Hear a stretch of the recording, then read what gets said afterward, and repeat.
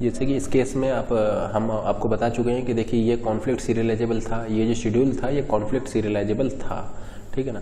तो precedence graph से आप कैसे निकालेंगे, तो देखिए दो ट्रांजैक्शन है T1 T2, तो आप क्या कीजिए T1 के लिए एक नोड बना दिया, T2 के लिए एक नोड बना दिया।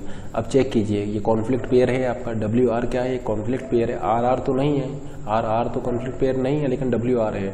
डायरेक्शन क्या है, T1 to T2, T1 to T2 है, यानी आप T1 to T2 जाएंगे, उल्टा नहीं कर सकते, इसको स्वैप नहीं कर सकते, तो T1 to T2 है। फिर देखिए ये कोई कॉन्फ्लिक्ट पेयर है, नहीं है, ये कॉन्फ्लिक्ट पेयर है, ये भी कॉन्फ्लिक्ट पेयर आपका नहीं है। फिर इसी तरीके से देखिए ये कॉन्फ्लिक्ट पेयर नहीं है, अगेन ये आपका एक कॉन्फ्लिक्ट पेयर है, ये आपका एक कॉन्फ्लिक्ट पेयर है, लेकिन इस कॉन्फ्लिक्ट पेयर की डायरेक्शन क्या है, 1 to 2, तो फिर एज बनेगी आपका T1 to T2। तो जैसे कि आप देख पा रहे हैं यहाँ पर आपके दो कॉन्फ्लिक्ट पेयर हैं, ये आपका फर्स्ट कॉन्फ्लिक्ट पेयर है, ये फर्स्ट कॉन्फ्लिक्ट पेयर है, और ये आपका सेकंड कॉन्फ्लिक्ट पेयर है, दोनों की डायरेक्शन है T1 to T2। तो आपका इस केस में ये प्रेसिडेंस ग्राफ आपका हो जाएगा। अब जैसे कि आप देख पा रहे हैं ये प्रेसिडेंस ग्राफ आपका एसाइक्लिक है, इसका मतलब आप ऐसा बोल सकते हैं कि पहले यहाँ पर T1 कंप्लीट होगा, फिर आपका T2 कंप्लीट होगा, यानी ये प्रेसिडेंस ग्राफ चूंकि आपका एसाइक्लिक है, इसका मतलब ये जो शेड्यूल है, ये जो गिवन शेड्यूल है, ये आपका कॉन्फ्लिक्ट सीरियलाइजेबल शेड्यूल होगा, और उसके इक्विवेलेंट सीरियल शेड्यूल हो जाएगा आपका T1 एरो T2, यानी पहले T1 कंप्लीट होगा फिर T2 कंप्लीट होगा। तो ये शेड्यूल जो है आपका कॉन्फ्लिक्ट सीरियलाइजेबल शेड्यूल है, क्योंकि ये जो प्रेसिडेंस ग्राफ है ये आपका एसाइक्लिक है। यहाँ पर एक चीज़ और नोट कीजिए, ये प्रेसिडेंस ग्राफ बनाया है हमने एस के लिए, इसी तरीके से आप प्रेसिडेंस ग्राफ बनाइए एच डैश के लिए। तो देखिए एच डैश के लिए आपका कॉन्फ्लिक्ट पेयर क्या हो जाएगा, ये कॉन्फ्लिक्ट पेयर हो जाएगा, ये पहला कॉन्फ्लिक्ट पेयर हो जाएगा, डायरेक्शन यही रहेगा, और दूसरा कॉन्फ्लिक्ट पेयर आपका ये हो जाएगा, ये दूसरा कॉन्फ्लिक्ट पेयर होगा, डायरेक्शन भी आपका यही रहेगा। इसका मतलब आप क्या देख रहे हैं कि एस के लिए भी प्रेसिडेंस ग्राफ यही होगा, एच डैश के लिए भी आपका प्रेसिडेंस ग्राफ यही रहेगा। अब जरा इस एच डबल डैश के लिए चेक करते हैं। तो देखिए एच डबल डैश के लिए आपका कॉन्फ्लिक्ट पेयर क्या होगा, तो देखिए ये आपका फर्स्ट कॉन्फ्लिक्ट पेयर हो जाएगा, ये देखिए आपका ये फर्स्ट कॉन्फ्लिक्ट पेयर हो गया, और ये आपका सेकंड कॉन्फ्लिक्ट पेयर हो जाएगा, ठीक है ना। एच डबल डैश में ये आपका सेकंड कॉन्फ्लिक्ट पेयर हो जाएगा। तो आप क्या देख रहे हैं कि एस, एच डैश और एच डबल डैश, इन तीनों के लिए ही सेम प्रेसिडेंस ग्राफ यहाँ पर हमें मिल रहा है। तो ये क्या है आपका एसाइक्लिक है, इसका मतलब ये कॉन्फ्लिक्ट सीरियलाइजेबल शेड्यूल है, और उसके इक्विवेलेंट जो सीरियल शेड्यूल होगा वो होगा T1 एरो T2, जैसा कि आपको यहाँ पर क्लियर है। तो आप यहाँ पर क्या देख रहे हैं कि two schedule are said to be conflict equivalent if their precedence graph is same. जैसे कि आप देख पा रहे हैं S, H dash, H double dash, इन तीनों के ही प्रेसिडेंस ग्राफ सेम है, तो ये तीनों एक दूसरे के कॉन्फ्लिक्ट इक्विवेलेंट होंगे, ठीक है ना। तो हम ऐसा बोल सकते हैं कि हम ऐसा बोल सकते हैं schedule S1 and S2 is said to be conflict equivalent if and only if precedence graph of S1 and S2 are same. अगर इन दोनों के प्रेसिडेंस ग्राफ सेम है तो वो एक दूसरे के कॉन्फ्लिक्ट इक्विवेलेंट होंगे। जैसे कि आप यहाँ पर देख सकते हैं ये कॉन्फ्लिक्ट इक्विवेलेंट हैं, इसलिए इनके प्रेसिडेंस ग्राफ आपके सेम हैं। क्योंकि आप एक चीज़ यहाँ पर नोट कीजिए, ये जो आपने जो पेयर को स्वैप किया है, ये कौन से पेयर को स्वैप किया है, ये केवल उसी पेयर को स्वैप किया है जो कि आपका नॉन कॉन्फ्लिक्ट था। यानी इन तीनों में ही जितने भी चेंजेस आपने किए होंगे, इन तीनों में भी जितने चेंजेस आपने किए होंगे वो सारे चेंजेस आपने किए नॉन कॉन्फ्लिक्ट पेयर पर। यानी कॉन्फ्लिक्ट पेयर तो तीनों में सेम ही है, तो सेम है, तो इसका मतलब ये जो एजेस बनेंगी वो किससे बनती, कॉन्फ्लिक्ट पेयर से, जो कि तीनों में सेम है। इसका मतलब इन तीनों का ही जो प्रेसिडेंस ग्राफ होगा वो सेम होगा, क्योंकि प्रेसिडेंस ग्राफ में एजेस बनती है on the basis of conflict pair, और तीनों में ही कॉन्फ्लिक्ट पेयर सेम होंगे, क्योंकि आपने यहाँ पर नॉन कॉन्फ्लिक्ट पेयर को ही स्वैप किया है, और non conflict pair precedence graph में काउंट नहीं होती है। इसलिए इन तीनों का ही, ये तीनों ही एक दूसरे के कॉन्फ्लिक्ट इक्विवेलेंट है, और इन तीनों का ही प्रेसिडेंस ग्राफ सेम होगा, क्योंकि तीनों में ही कॉन्फ्लिक्ट पेयर सेम होंगे। आपने कॉन्फ्लिक्ट पेयर को नहीं स्वैप किया है, सिर्फ नॉन कॉन्फ्लिक्ट पेयर को ही यहाँ पर स्वैप किया है, जो कि एजेस में काउंट नहीं होगा। तो अब चूंकि आप ऐसा बोल सकते हैं कि precedence graph is acyclic, hence this given schedule is conflict serializable. अब सेकंड केस देखते हैं, यहाँ पर हम बनाते हैं। तो पहले तो चेक करते हैं, इसका प्रेसिडेंस ग्राफ बनाते हैं, फर्स्ट वाले का प्रेसिडेंस ग्राफ बनाते हैं। ये आपने लिया T1, ये लिया आपने T2। देखिए आपका ये पहला कॉन्फ्लिक्ट ये देखिए आपका पहला कॉन्फ्लिक्ट पेयर है फ्रॉम 1 to 2, तो देखिए 1 to 2 आपका ये पहला कॉन्फ्लिक्ट पेयर है। फिर देखिए ये दूसरा कॉन्फ्लिक्ट पेयर है, ये वाला, ये दूसरा कॉन्फ्लिक्ट पेयर है आपका फ्रॉम 2 to 1। देखिए ये वाला, इसकी हम बात कर रहे हैं, ये R2 एंड WB। देखिए ये आपका दूसरा कॉन्फ्लिक्ट पेयर है फ्रॉम T2 to T1, ठीक है ना। तो ये पहला कॉन्फ्लिक्ट पेयर था, इस पहले कॉन्फ्लिक्ट पेयर होने की वजह से ये एज बनेगा, ये दूसरे कॉन्फ्लिक्ट पेयर होने की वजह से दूसरी एज बनेगी। तो जैसा कि आप देख पा रहे हैं, ये जो प्रेसिडेंस ग्राफ है ये आपका साइक्लिक है, ये जो प्रेसिडेंस ग्राफ है ये आपका साइक्लिक है, इसलिए precedence graph contain cycle and this given schedule is not conflict serialisable. ये जो गिवन शेड्यूल है ये आपका कॉन्फ्लिक्ट सीरियलाइजेबल शेड्यूल नहीं होगा। देखिए साइकिल होने से ये कॉन्फ्लिक्ट सीरियलाइजेबल क्यों नहीं है? इसलिए नहीं है क्योंकि T1 एरो T2 क्या बता रहा है कि पहले T1 होगा फिर T2 होगा, एंड T2 एरो T1 आपको क्या बता रहा है कि पहले T2 होगा फिर T1 होगा, और ऐसा हो नहीं सकता, ठीक है ना। देखिए ये क्या बता रहा है, ये आपको ये बता रहा है कि पहले T1 होगा फिर T2 होगा।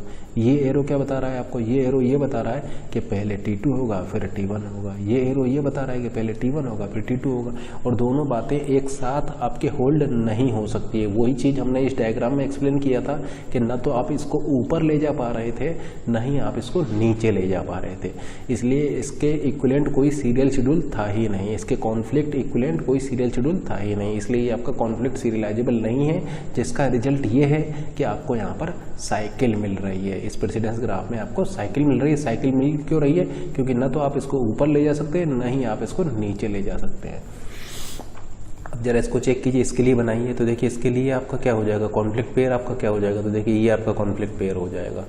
तो ये आपका कॉन्फ्लिक्ट पेयर हो गया, T1 to एरो T2 आपका हो जाएगा, एंड सेकंड कॉन्फ्लिक्ट पेयर आपका देखिए ये हो गया, ये आपका हो जाएगा T2 to T1। तो T2 to T1, तो जैसे कि आप देख रहे हैं ये एक दूसरे के कॉन्फ्लिक्ट इक्विवेलेंट है, तो इनके प्रेसिडेंस ग्राफ भी आपके सेम है। तो चूंकि यहाँ पर प्रेसिडेंस ग्राफ में आपका साइक्लिक है, प्रेसिडेंस ग्राफ में साइकिल है, इसलिए आपका कॉन्फ्लिक्ट सीरियलाइजेबल शेड्यूल नहीं होगा। अब चेक ये करते हैं कि,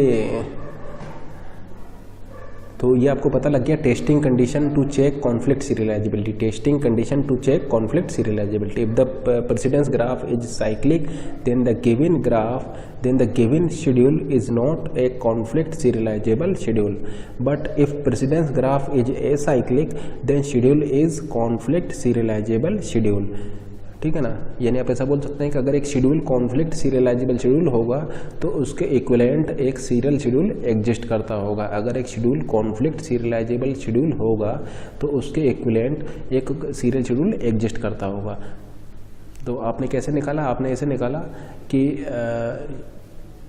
प्रेसिडेंस ग्राफ में साइकिल है या नहीं है, इससे आपने चेक किया। अगर प्रेसिडेंस ग्राफ में साइकिल है तो आपका कॉन्फ्लिक्ट सीरियलाइजेबल शेड्यूल नहीं होगा, और प्रेसिडेंस ग्राफ में अगर आपका साइकिल नहीं है, एसाइक्लिक है, तो फिर वो कॉन्फ्लिक्ट सीरियलाइजेबल शेड्यूल होगा या उसके इक्विवेलेंट एक सीरियल शेड्यूल एग्जिस्ट करता होगा। अब मान लीजिए कि आपके पास एक प्रेसिडेंस ग्राफ है, आपके पास एक प्रेसिडेंस ग्राफ है, और वो प्रेसिडेंस ग्राफ जो है वो आपका एसाइक्लिक है। आपके पास एक एसाइक्लिक प्रेसिडेंस ग्राफ है, इसका मतलब वो एक कॉन्फ्लिक्ट सीरियलाइजेबल शेड्यूल होगा, ठीक है ना। अब उसके इक्विवेलेंट सीरियल शेड्यूल आप कैसे निकालेंगे, ठीक है ना। इक्विवेलेंट सीरियल शेड्यूल आप कैसे निकालेंगे, तो आप ऐसा बोल सकते हैं, equivalent serial schedule is topological sequence of the given precedence graph. Equivalent serial schedule is the topological sequence of given acyclic precedence graph। ये आप ध्यान रखिएगा कि जो टोपोलॉजिकल सीक्वेंस या टोपोलॉजिकल जो सीक्वेंस हम लिखते हैं वो एसाइक्लिक ग्राफ के लिए ही हम लिख सकते हैं, ठीक है ना।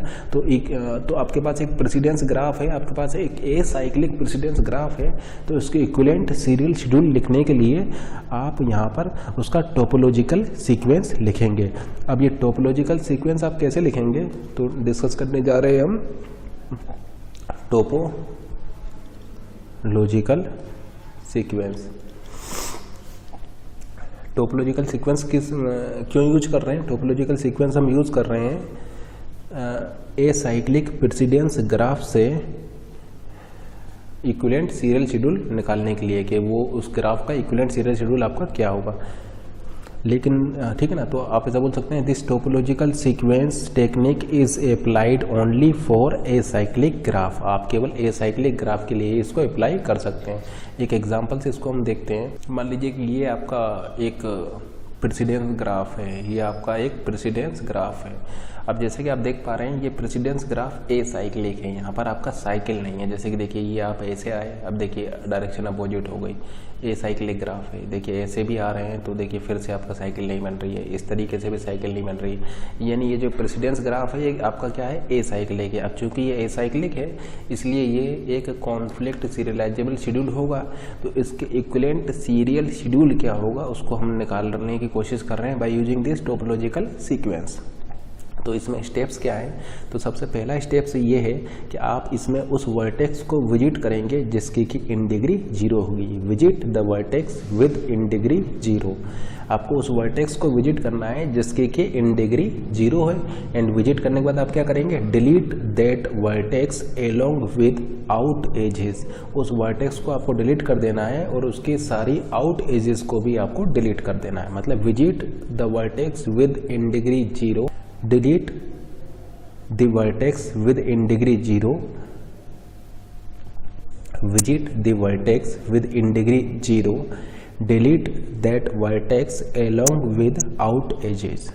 देखिए ये इन डिग्री 0 वाला वर्टेक्स क्यों लिया है, इन डिग्री 0 वाला वर्टेक्स इसलिए लिया है क्योंकि इन डिग्री 0 वाले वर्टेक्स से ही आप स्टार्टिंग कर सकते हैं, क्योंकि उससे पहले कोई नहीं होगा। अगर आप इन डिग्री 0 वाला वर्टेक्स लेंगे उससे पहले कोई नहीं होगा। जैसे इसको देखिए, इसकी इन डिग्री कितनी, इसकी इन डिग्री 1 है। इसका मतलब इसको आप इससे स्टार्ट नहीं कर सकते हैं, इससे पहले T1 आएगा। ठीक है ना, देखिए इसको देखिए, इसकी इन डिग्री 1 है, इसका मतलब इससे पहले T1 आएगा। इसको देखिए, इसकी इन डिग्री 1 है, इसका मतलब इससे पहले T1 आएगा। इसकी इन डिग्री 1 है यानी इससे पहले T1 आएगा। इसको देखिए, इसकी इन डिग्री 2 है यानी इससे पहले T3 भी आएगा और इससे पहले T4 भी आएगा। इसका मतलब अगर आपको स्टार्टिंग करना हो तो आप सिर्फ उसी नोड से कर सकते हैं जिसकी इन डिग्री 0 हो। तो जैसा कि आप यहाँ पर देख पा रहे हैं इन डिग्री 0 किसकी है, इन डिग्री 0 है आपकी T1 की। तो आपने T1 को ले लिया, यानी T1 से आप स्टार्ट कर सकते हैं क्योंकि T1 नोड की इन डिग्री 0 है। तो आप T1 से स्टार्ट कर लीजिए। स्टार्ट करने के बाद आपको क्या करना है, स्टार्ट करने के बाद आपको उस नोड को डिलीट कर देना है एलोंग विद आउट एजेस। उससे जितनी भी आउट एजेस गई थी उनको आपको डिलीट कर देना है। तो देखिए इससे जितनी भी आउट एजेस गई हैं वो सब हमने यहाँ पर डिलीट कर दिया है। ठीक है ना। अब जो सिचुएशन बनेगी वो कुछ इस टाइप से बनेगी। अब क्या है आपका, repeat first step until graph become empty. जब तक ग्राफ आपका एम्प्टी नहीं हो जाता है तब तक आपको इस प्रोसेस को रिपीट करते रहना है। अब देखिए फिर से आपका इन डिग्री 0 वाले वर्टेक्स कौन सा होगा, तो जैसे कि आप देख पा रहे हैं इन डिग्री 0 वाला वर्टेक्स है आपका T2। तो फिर T1 के बाद आपका T2 आ जाएगा। तो देखिए T1 के बाद आपका T2 आ गया। अब आप क्या करेंगे, T2 को डिलीट कर देंगे along with all out edges. जो आउट एजेस है उसके साथ आप उसको डिलीट कर दीजिए।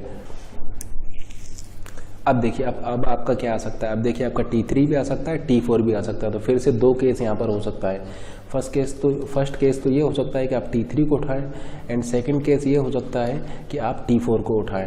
लेट्स से अगर आप T3 को उठाते हैं, अगर आप T3 को उठा लेते हैं तो T3 को हटाने के बाद आप T4 को लेंगे एंड T5 को लेंगे। तो आपका हो जाएगा T4 एंड T5 और ग्राफ आपका एम्प्टी हो जाएगा। एंड लेट्स से अगर आप T4 को पिक कर लेते हैं, तो T4 को डिलीट करने के बाद, जैसे कि मान लीजिए ये आपका T4 है, तो देखिए T4 को डिलीट करने के बाद आपका क्या बचेगा, T3 बचेगा। और फिर उसी तरीके से T3 को डिलीट करने के बाद आपका T5 बचेगा। देखिए T4 को डिलीट करने के बाद बचा था आपका T4 को डिलीट करने के बाद बचा था आपका T3 एंड T3 को डिलीट करने के बाद बचा आपका T5। T5 की इन डिग्री क्या है, 0 है। तो आप T5 को भी ले सकते हैं, अब ले सकते हैं T5 को, क्योंकि T5 की इन डिग्री क्या हो चुकी है, 0 हो चुकी है। तो इस तरीके से आप इस टोपोलॉजिकल सीक्वेंस वाली एल्गोरिथम को फॉलो करके आपको एक टोपोलॉजिकल सीक्वेंस मिल जाएगा। तो आप क्या देख रहे हैं कि इस केस में आपको 2 टोपोलॉजिकल सीक्वेंस मिल रहे हैं। ये फर्स्ट टोपोलॉजिकल सीक्वेंस है, ये सेकेंड टोपोलॉजिकल सीक्वेंस है। ठीक है ना। इसका मतलब जो हमने प्रेसिडेंस ग्राफ लिया था उसके equivalent 2 conflict serializable schedule exist करते होंगे। ठीक है ना। ठीक है ना। तो ये आपका क्या बता रहा है, फर्स्ट वाला आपका ये बता रहा है कि पहले T1 होगा, फिर T2 होगा, फिर T3 होगा, फिर T4 होगा, फिर T5 होगा, जो कि एक सीरियल शेड्यूल है, सेकंड वाला ये बता रहा है कि आप पहले T1 को ले सकते हैं, फिर T2 को ले सकते हैं, फिर T4 को ले सकते हैं, फिर T3 कंप्लीट होगा एंड फिर T5, ये भी आपका एक सीरियल शेड्यूल है। तो आप क्या देख रहे हैं कि ये इस तरीके से भी आप ले सकते हैं या फिर इस तरीके से भी ले सकते हैं। तो दोनों ही केसेस में आपका जो है वो करेक्ट आंसर आएगा।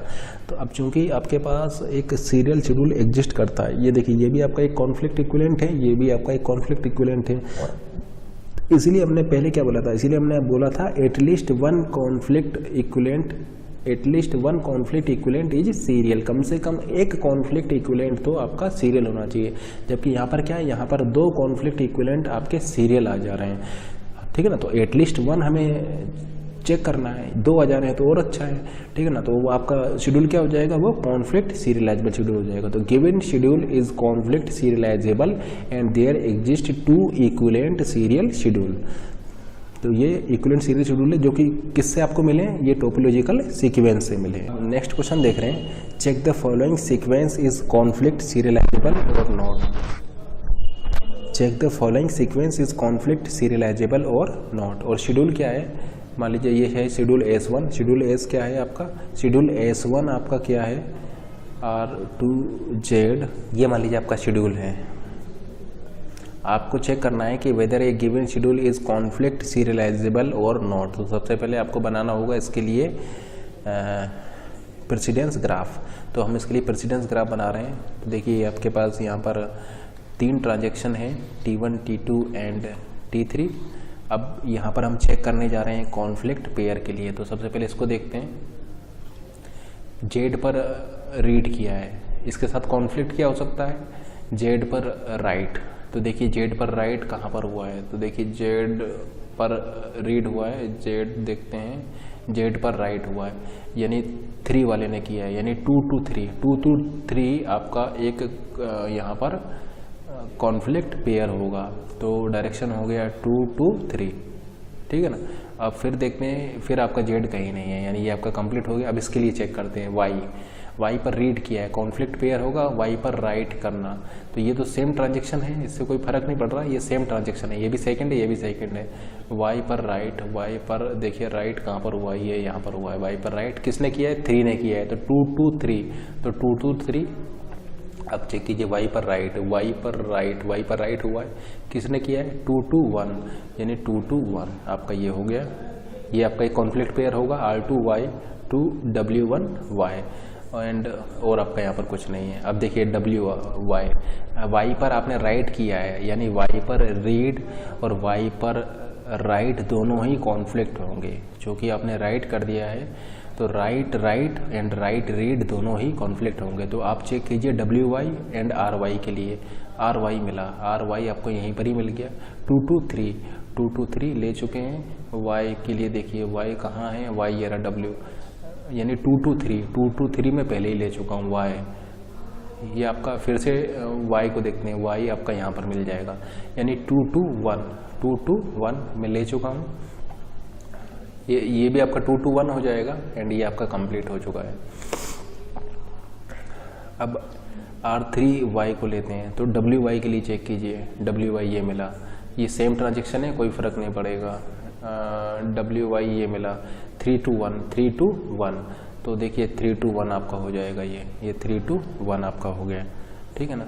एंड Y आपका और कहीं है नहीं है। फिर इसको देखते हैं R3Z के लिए देखिए WZ चेक कीजिए, WZ ये मिला, लेकिन ट्रांजेक्शन सेम है, कोई फ़र्क नहीं है, WZ नहीं है।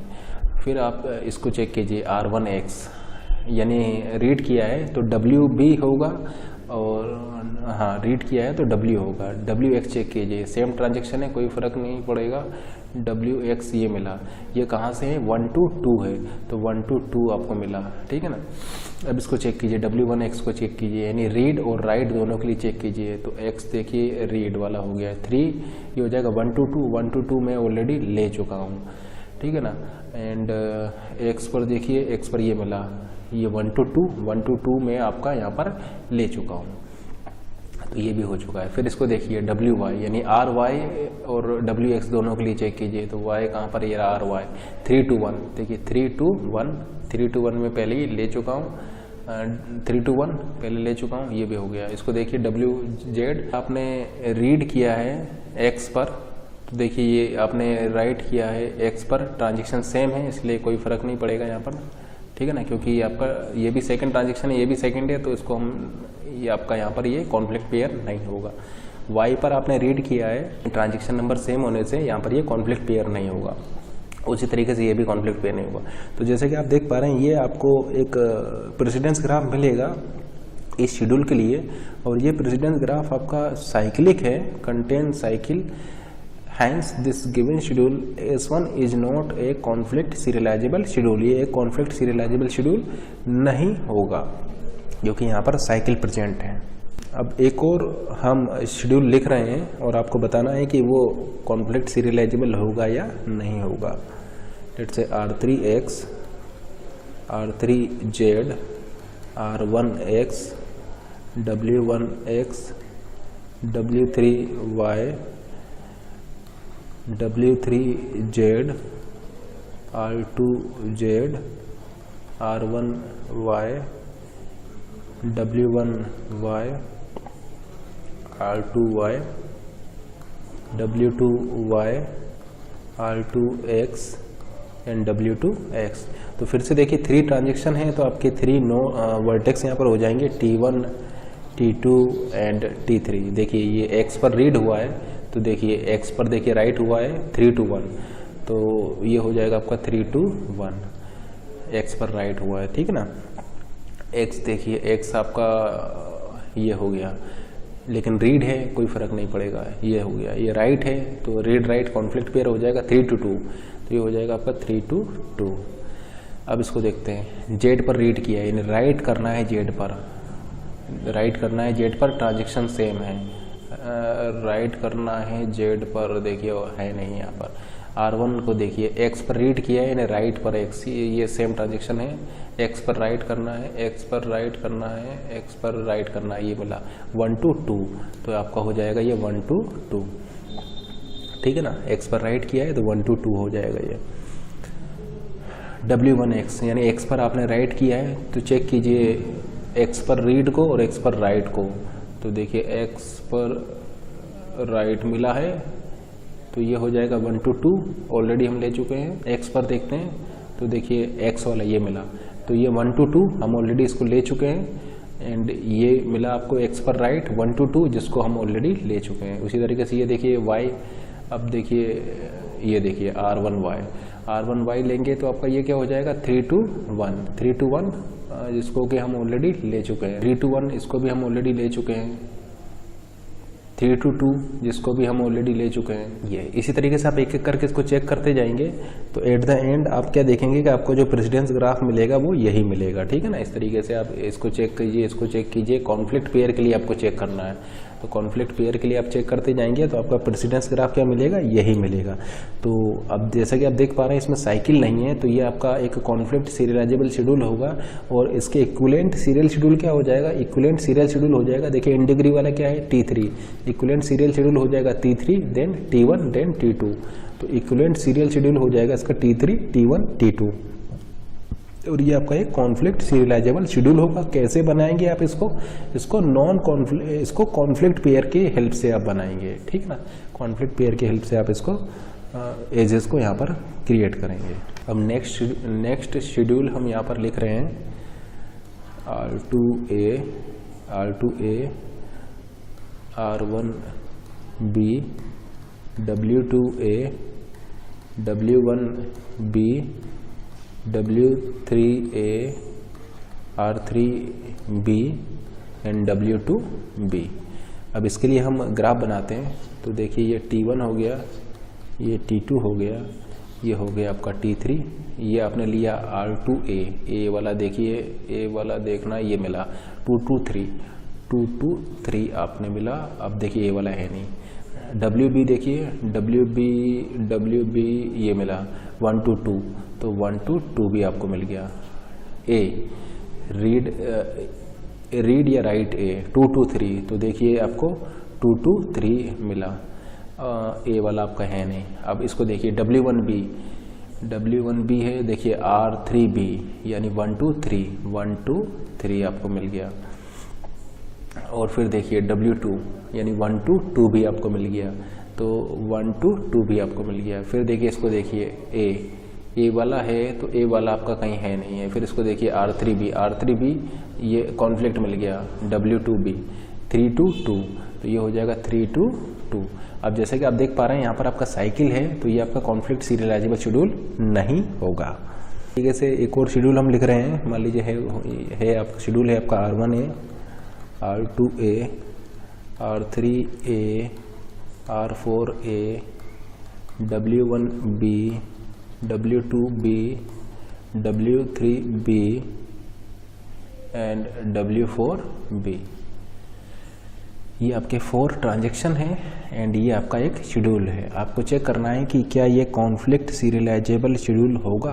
तो देखिए आपके यहाँ पर कितने वर्टेक्स होंगे, T1 T2 T3 and T4। जैसे कि आप देख पा रहे हैं A पर है, तो देखिए A पर यहाँ पर कुछ है ही नहीं, A पर यहाँ पर कुछ नहीं है, A पर यहाँ पर अगेन कुछ नहीं है, A पर अगेन ये आपका यहाँ पर कोई कॉन्फ्लिक्ट पेयर नहीं है। अब देखिए इसको देखिए W1B, अब देखिए 1 से 2 भी है, 1 से 3 भी है, 1 से 4 भी है, यानी 1 से 2 भी है, 1 से 3 भी है और 1 से 4 भी है। 2 से देखिए 2 से 3 भी है, 2 से 4 भी है, तो 2 से 3 भी है और 2 से 4 भी है। 3 से देखिए 3 से 4 है, 3 से 4 है एंड आपका ये कंप्लीट हो गया, तो ये आपका मिल रहा है। अब जैसे कि आप देख रहे हैं ये एसाइक्लिक है, इसलिए ये गिवन शेड्यूल क्या होगा, कॉन्फ्लिक्ट सीरियलाइजेबल शेड्यूल हो जाएगा। ये आपका एक कॉन्फ्लिक्ट सीरियलाइजेबल शेड्यूल हो जाएगा और ये आपका प्रेसिडेंस ग्राफ होगा। तो इसका इक्विवेलेंट सीरियल शेड्यूल क्या होंगे, सबसे पहले आएगा आपका T1 एंड T1 के बाद में फिर आएगा आपका T2। देखिए T1 आएगा तो T1 आपका हट जाएगा, ये एजेस गायब हो जाएंगे आपका। फिर उसके बाद में क्या आएगा आपका, देखिए T2 आएगा, T2 आ गया तो ये एजेस आपके गायब हो गई, T2 भी हट गया। फिर आपका T3 आएगा, फिर आपका T4 आएगा, तो इक्विवेलेंट सीरियल शेड्यूल हो जाएगा और ये एक कॉन्फ्लिक्ट सीरियलाइजेबल शेड्यूल है। ठीक है, से एक और शेड्यूल हम यहाँ पर लिख रहे हैं। मान लीजिए आपने यहाँ पर लिया हुआ है R1B W1B R2A W2A R2B W2B R3A and W3A। Check करते हैं यहाँ पर कितने ट्रांजैक्शन हैं आपके, 3 ट्रांजैक्शन है, T1 T2 एंड T3। देखिए B 1 to 2 B, तो देखिए B आपका रीड हुआ है 1 to 2 1 to 2। ठीक, A पर राइट ये हुआ है 2 to 3, ये हो जाएगा 2 to 3। ठीक है ना, ये 2 to 3। इस तरीके से आप इस क्वेश्चन को भी सेम उसी तरीके से कर सकते हैं। नेक्स्ट क्वेश्चन डिस्कस कर रहे हैं, ठीक है ना। इसी तरीके से आप प्रेसिडेंस ग्राफ बना सकते हैं और इसको भी उसी तरीके से सॉल्व कर सकते हैं जैसा हमने आपका इससे प्रीवियस वाली प्रॉब्लम को सॉल्व किया था। नेक्स्ट क्वेश्चन है, मान लीजिए ये आपके पास एक शेड्यूल है T1 T2 T3। ये मान लीजिए आपका रीड कर रहा है, फिर ये आपका राइट कर रहा है एंड फिर आपका ये T1 इसको राइट कर रहा है एंड फिर आपका ये T3 इसको राइट कर रहा है। यानी पहले ये हुआ, फिर ये हुआ, फिर ये हुआ और फिर आपका ये हुआ। आपको बताना है कि ये जो शेड्यूल एस है ये कॉन्फ्लिक्ट सीरियलाइजेबल है या नहीं है। तो उसके लिए आपने क्या किया, यहाँ पर ये 3 नोड बनाए, T1 T2 एंड T3। देखिए RW है आपका T1 to T2, WW है आपका T2 to T3 T2 to T3 and देखिए RW है आपका यानी T1 to T2 है आपका, RW T1 to T3 भी है, तो T1 to T2 है, T1 to T3 है। तो ये 2 एज हो गया T1 T2 T1 T3, ये 2 कॉन्फ्लिक्ट पेयर हैं। ये भी कॉन्फ्लिक्ट पेयर है, इसको भी आप स्वैप नहीं कर सकते और ये भी कॉन्फ्लिक्ट पेयर है, इनको भी आप स्वैप नहीं कर सकते। ठीक है ना, देखिए एक कॉन्फ्लिक्ट पेयर तो आपका ये हो गया, ये आपका एक कॉन्फ्लिक्ट पेयर है। दूसरा कॉन्फ्लिक्ट पेयर आपका हो गया एक ये वाला, ये इसको देखिए, ये आपका एक कॉन्फ्लिक्ट पेयर हो गया दूसरा। ठीक है ना, तो ना तो इसको आप स्वैप कर सकते हैं ना इसको स्वैप कर सकते हैं, नहीं T1 T2 और T1 T3 इसको भी आप नहीं कर सकते। अब इसकी बात करें T2 T1 T2 T1 and T2 T3, तो T2 T1 तो देखिए ये हो गया T2 T1 and T2 T3, तो ये आपका हो जाएगा T2 T3।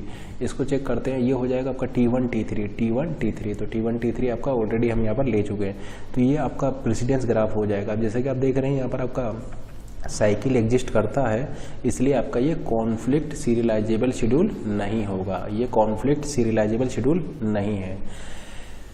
तो हम ऐसा बोल सकते हैं this given schedule S is not a conflict serializable schedule.